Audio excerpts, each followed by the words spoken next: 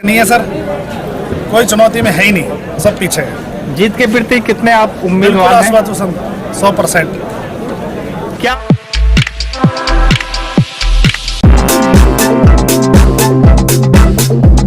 प्रकाश गौतम जी, आप इसमें 12 अध्यक्ष पद के प्रत्याशी हैं, तो आपके इसमें जो प्रमुख मुद्दे हैं वो क्या हैं और प्राथमिकता क्या होंगी?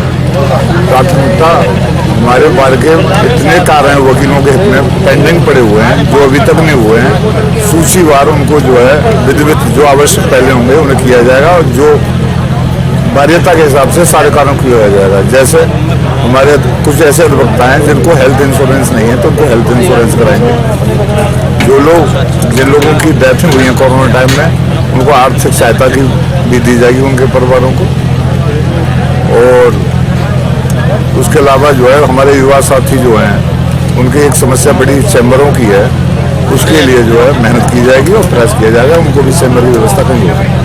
तो जो वर्तमान बार कार्यकारिणी है, जो वर्तमान बार अध्यक्ष हैं, उन्होंने पिछले चुनाव से पहले ये वायदा किया था कि चैम्बर विभिन्न अधिवक्ताओं को चैम्बर की जो समस्या है उसको हल कराएंगे, चैम्बर दिलाएंगे। क्या मानते हैं आपको इस एक साल के अंदर कितने वायदे पूरे हुए?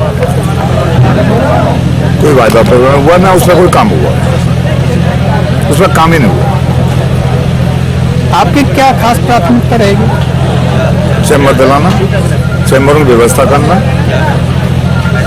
हेल्थ इंश्योरेंस कराना, डेथ केस में 1 लाख रुपया कम से कम बाहर से जो है आर्थिक सहायता उसके परिवार को देना, जुडिशरी के साथ में एक सही संतुलन बना करके सही कार्य करना। क्या करप्शन भी कोई बड़ी समस्या है? करप्शन बहुत बड़ी समस्या है और उसको उस पर भी काम किया जाए। इस बार ये पहली बार चुनाव मैदान में है आप या पहले भी चुनाव में? मैं पहली बार हूँ। किसको प्रतिद्वंदी मानते हैं, किसको चुनौती मानते हैं, किससे? मैं तो प्रत्येक उम्मीदवार को अपना जो है प्रतिद्वंदी मानता हूँ। प्रतिद्वंदी तो प्रतिद्वंदी होता है, वो कभी उसे कमजोर नहीं समझता। जीत के प्रति कितने आश्वस्त हैं? 100%। अधिवक्ता बंधुओं को क्या संदेश देना चाहते हैं, क्या अपील करना चाहते हैं? अधिवक्ता बंधुओं से ये अपील करना चाहता हूँ कि वो मुझे वोट दें और मुझे अध्यक्ष बनाएं, जिससे मैं बार के जितने भी कार्य हैं जो बार के अधिवक्ताओं के हित में कार्य होते हैं वो सारे कार्य करूँ।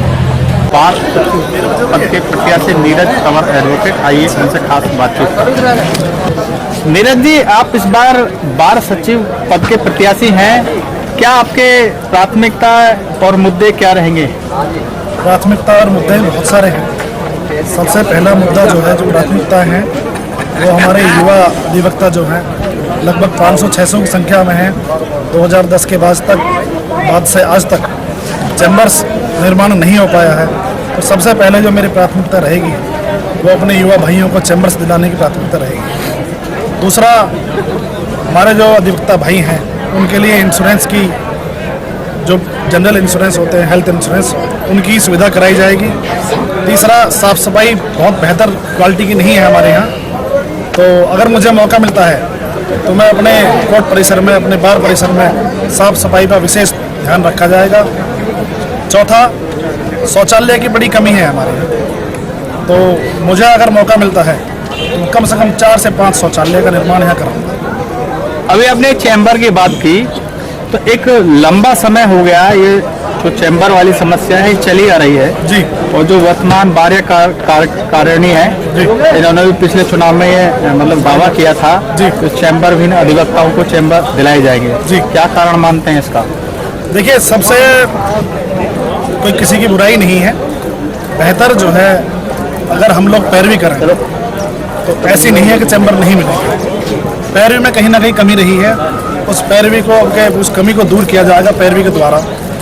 माननीय जनपद न्यायाधीश जिसे लेके और माननीय उच्च न्यायालय तक भरपूर पैरवी की जाएगी और चैम्बर्स दिला के ही दम देगी। अच्छा, चैम्बर समेत और कई ऐसी समस्या हैं जैसे कि वादकारियों के लिए पेयजल की समस्या, दूसरा बैठने के लिए भी।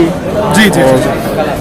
देखिए, मैं आपको बता दूं कि समस्याएं बहुत सारी हैं, लेकिन एक साथ गिनाई जाएं तो बड़ी लंबी लिस्ट हो जाएगी। मैं आपको आश्वस्त करना चाहता हूं कि अगर मुझे मौका मिलता है तो सारी समस्याओं का निस्तारण कराएगा। चुनौती किससे मानने चुनाव में? चुनौती किसी से नहीं है सर, कोई चुनौती में है ही नहीं, सब पीछे है। जीत के प्रति कितने आप उम्मीदवार हैं? 100%।